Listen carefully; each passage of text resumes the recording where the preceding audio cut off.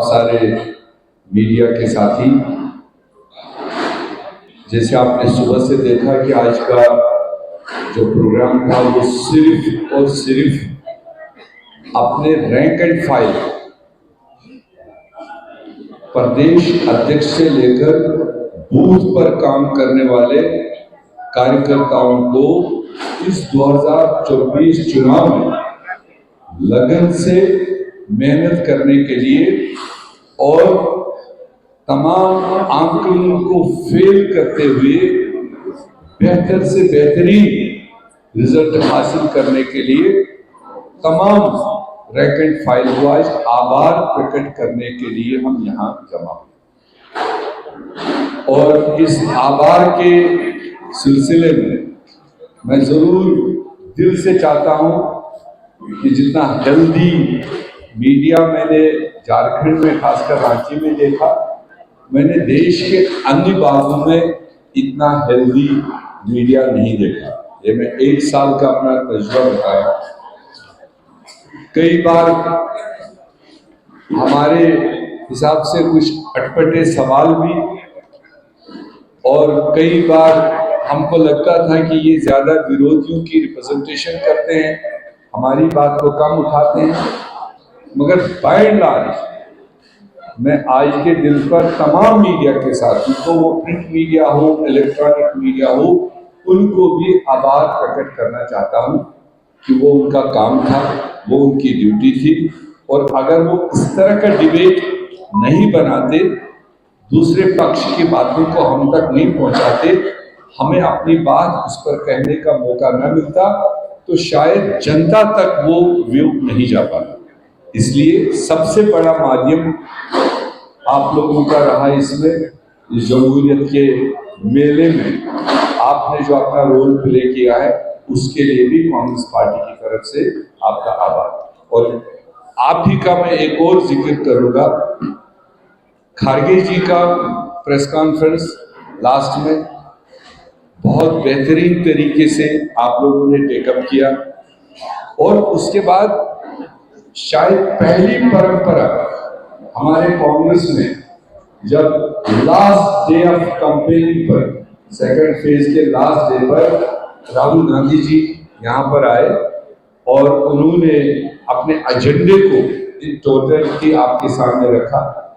और उसमें कई अच्छे पत्रकारों ने कुछ सवालात किए, और एक सवाल किसी एक पत्रकार ने किया, जब पूछा कि राहुल जी, ये जो अडानी का मामला है, आपके सरकारों में भी तो वो काम कर, उनने कितने खुशअस्लूबी के साथ ये कहा कि बिल्कुल, और हम काम करने के खिलाफ नहीं है, देश को भी आगे बढ़ाना है, काम भी आगे बढ़ना है, उसके खिलाफ नहीं है।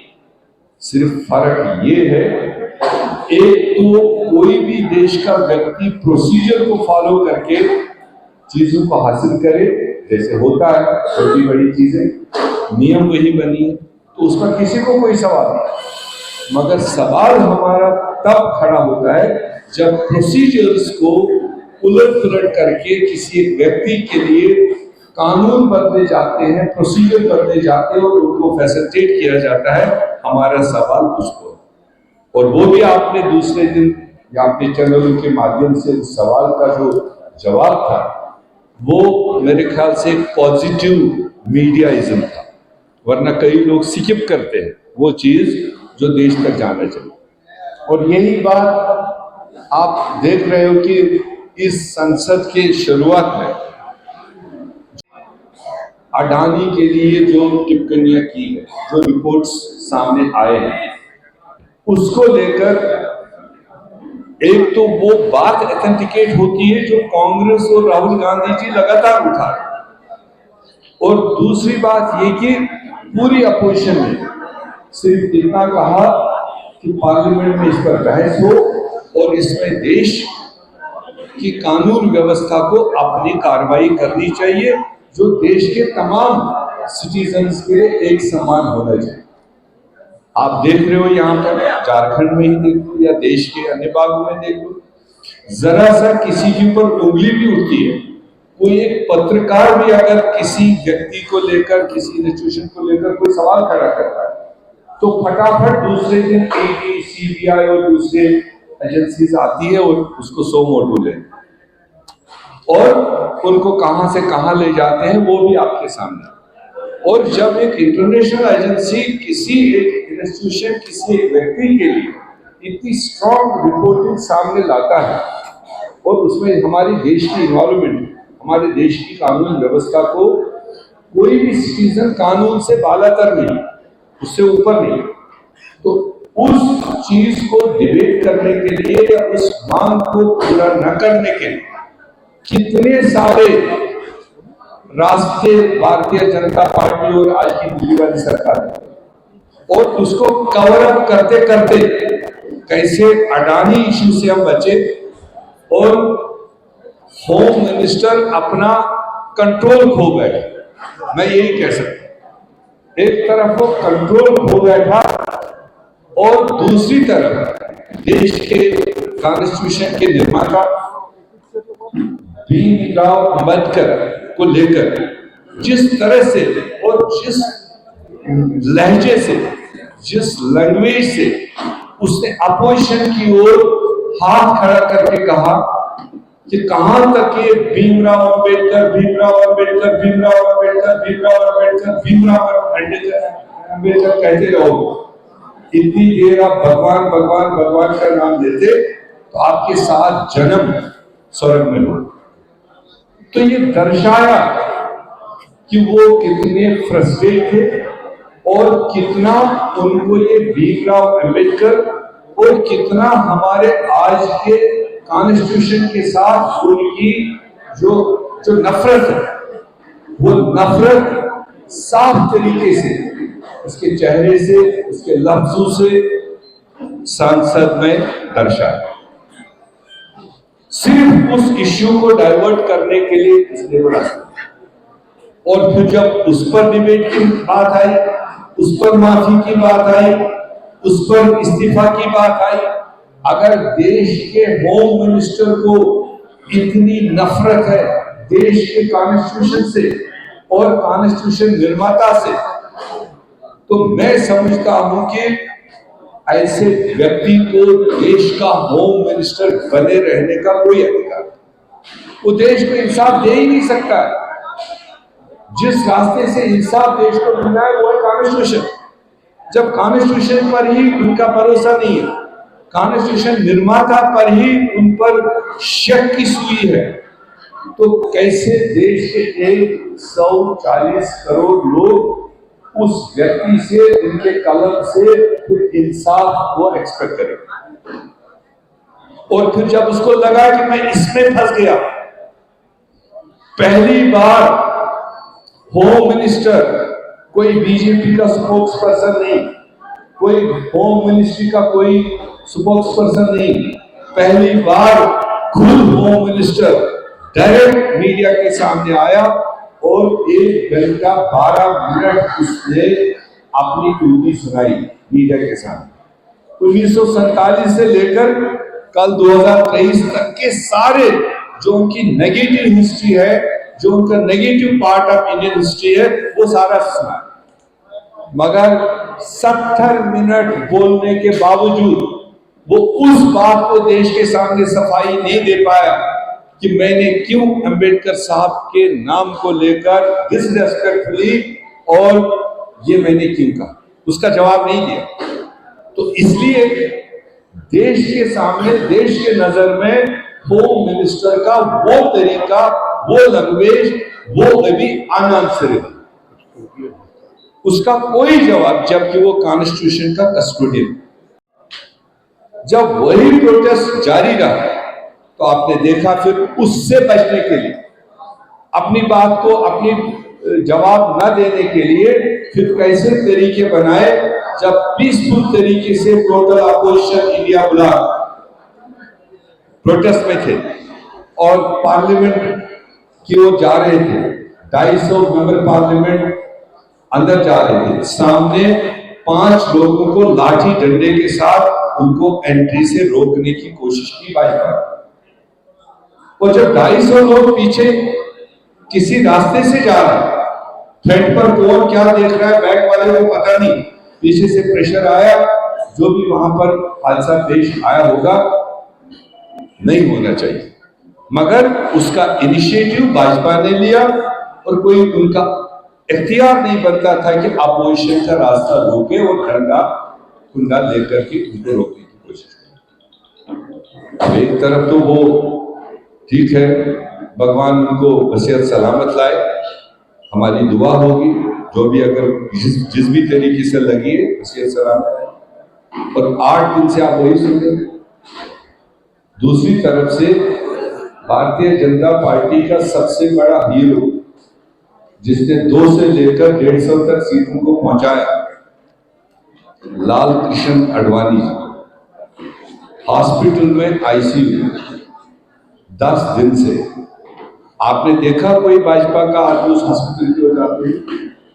अगर आपके किसी कैमरे में है तो जरा देश को दिखाइए। ये उनका पूर्वजों के साथ, बुजुर्गों के साथ बिहेवियर।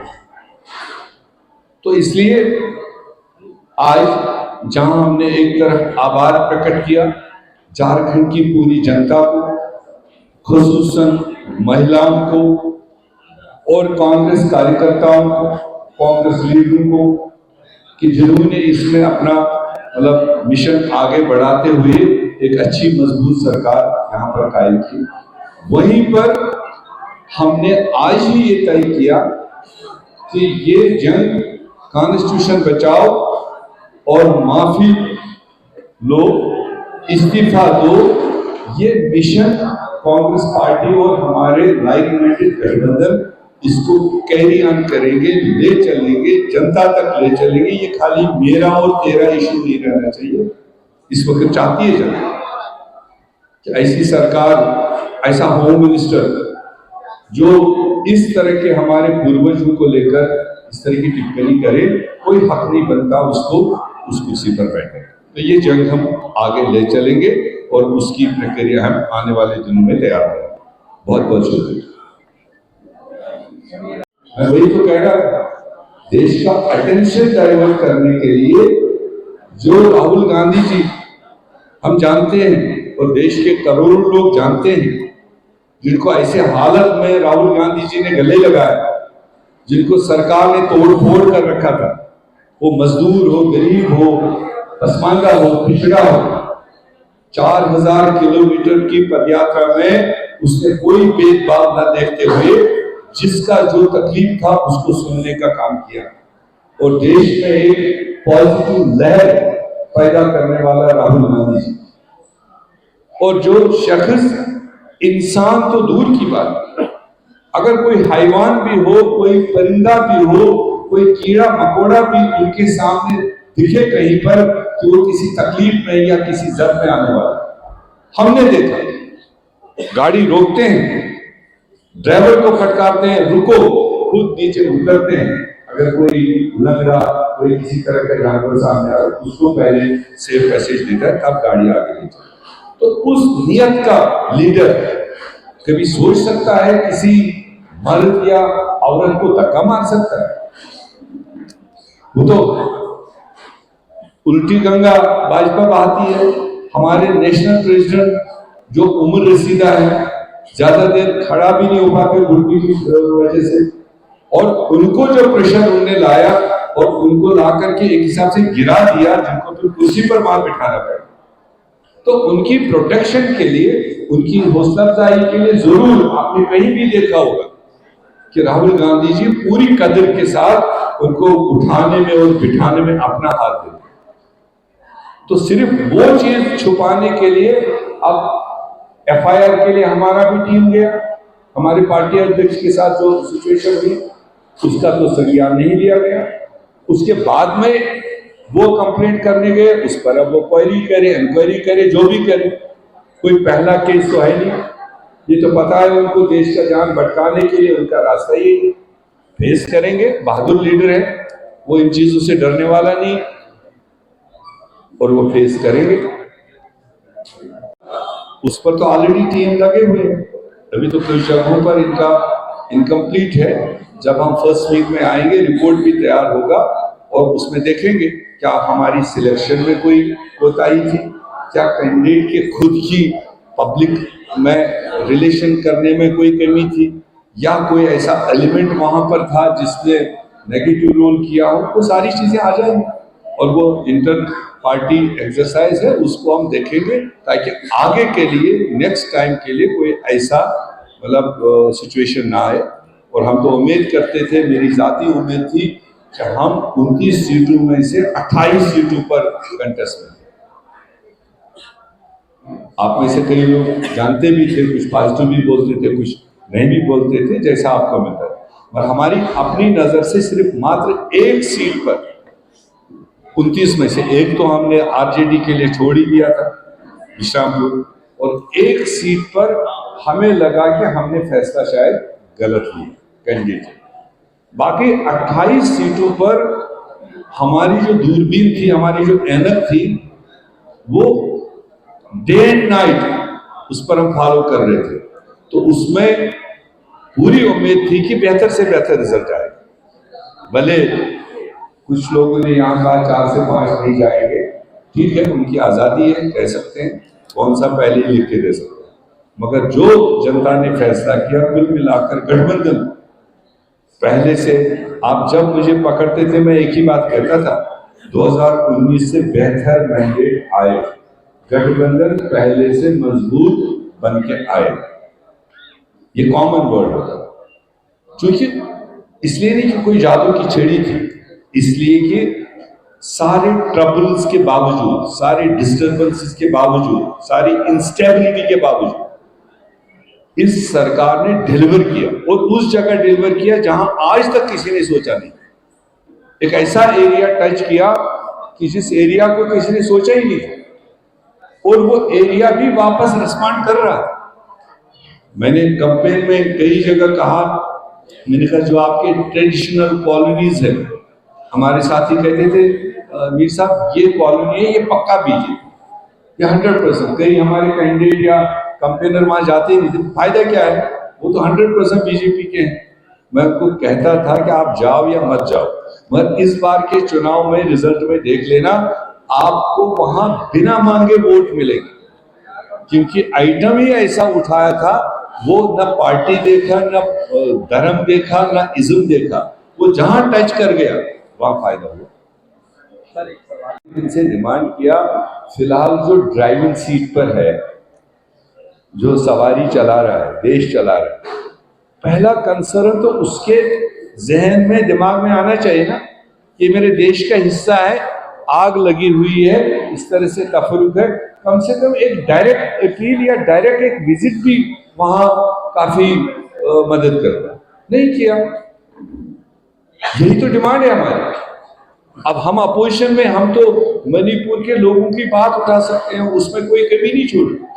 उसमें उस वक्त जब कोई सोच नहीं सकता था, तब राहुल गांधी जी वैसे तो वॉलंटियर वहां गए और कैंपस में गए, सभी किस्म के लोगों से मिले और एक सिचुएशन वहां देखने के बाद पार्लियामेंट में पेश की एक नुमाइंदगी, क्योंकि वो बॉर्डर एरिया, वो हमारे लिए बहुत सेंसिटिव एरिया। तो मगर देश का प्रधानमंत्री, देश का होम मिनिस्टर आज तक नहीं जा पाया वहां पर। जाना तो दूर की बात है, वहां के ऑल पार्टी डेलीगेशंस दिल्ली आए, उनके अपने बीजेपी के लोग आए, और फिर कई दफा ऑल पार्टी, उन ऑल पार्टी डेलीगेशन को दिल्ली आने पर भी नहीं मिला। कम से कम एक बार दरवाजा खोलते, उनसे सुनते, वो तकलीफ भी बोलते तो हल भी बोलते। तो देश की ये जो जिम्मेदारी है, ये थोड़ी फिर वही कहेंगे अडानी के लिए वो तो एक बिजनेस कर रहे हैं, वोट लेकर सिर्फ अडानी की मार्केटिंग कर रहे हैं, बाकी किस तबके को कोई फायदा मिल रहा है? बेरोजगारी का क्या हाल है, महंगाई का क्या हाल है, बाकी चीजों का क्या हाल है, उसकी ओर तो ध्यान ही नहीं। वो तो मेन टाइम पर भटका देते हैं। आप यहां झारखंड में भी देखा, हमने कई बार आपसे कहा, आप मुझे बताओ कौन सा उन्होंने मुद्दा झारखंड के हित के लिए, झारखंड के गरीबों के हित के लिए कोई डिबेट बनने दिया? वो तो कभी बॉर्डर पर चले गए, कभी इस बॉर्डर पर, कभी उस बॉर्डर पर, कभी हिंदू, कभी मुसलमान, कभी ऊपर, कभी नीचे। ये नहीं बता पाए कि 11 साल से मैं हुकूमत में हूं, मैंने झारखंड के लिए ये किया, ये किया, ये किया, ये किया। नहीं किया। जो हमारा हक था वो नहीं वापस दिया, देना तो दूर की बात। और यही वो हर चुनाव में करते हैं। अभी इसी साल में आप देखेंगे भी दिल्ली में कोई डिबेट नहीं होगा, कंस्ट्रक्टिव डिबेट नहीं होगा। बिहार में चुनाव आने वाला, कोई कंस्ट्रक्टिव डिबेट नहीं आएगा। आपको उड़ते परिंदे ऊपर से उड़ाएंगे। तो ये सारी चीजें हैं, इसको आगे हम लोगों को, हम तो कोशिश करेंगे कि हम अपने एजेंडे पर हैं, इसलिए हम भटकना नहीं चाहते। ये तो हिस्ट्री है। आप ये जो है रांची की कांके ले लीजिए, आपका छतरपुर ले लीजिए, वो पहली बार ही आफ्टर लॉन्ग टाइम वहाँ पर कांग्रेस के नाम से मिली। और भी दो एक बोकारो ले लीजिए आफ्टर लॉन्ग टाइम। और कौन सी है? पुरैया हट तो खैर विधायक में था ही, मगर मैं कह रहा हूँ विधायक तो सेम कंटिन्यू रहा ही है।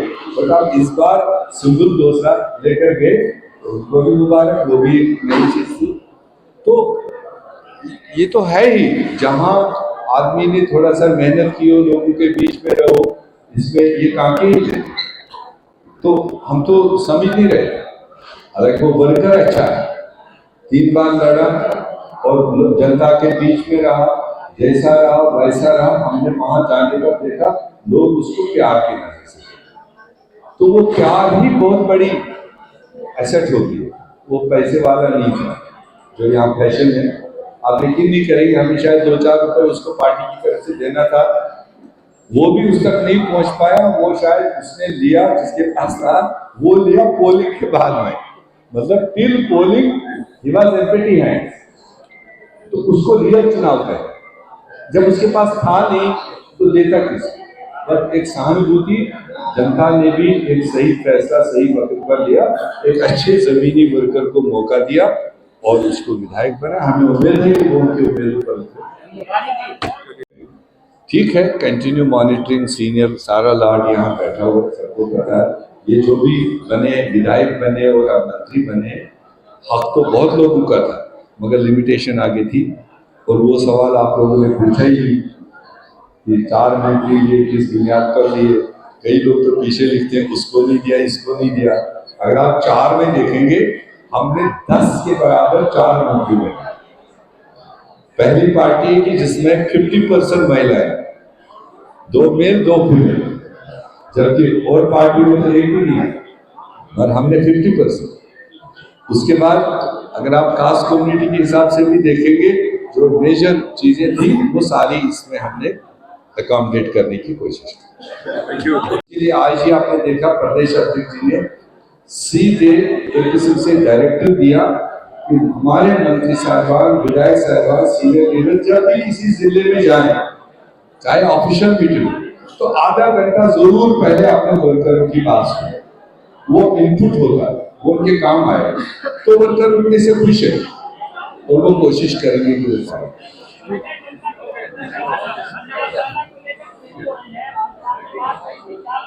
हमने दिसंबर में कहा है 25 को आने दो, क्रिसमस भी है। मैंने कहा 25-26 को आने दो, क्रिसमस भी है, न्यू ईयर भी है।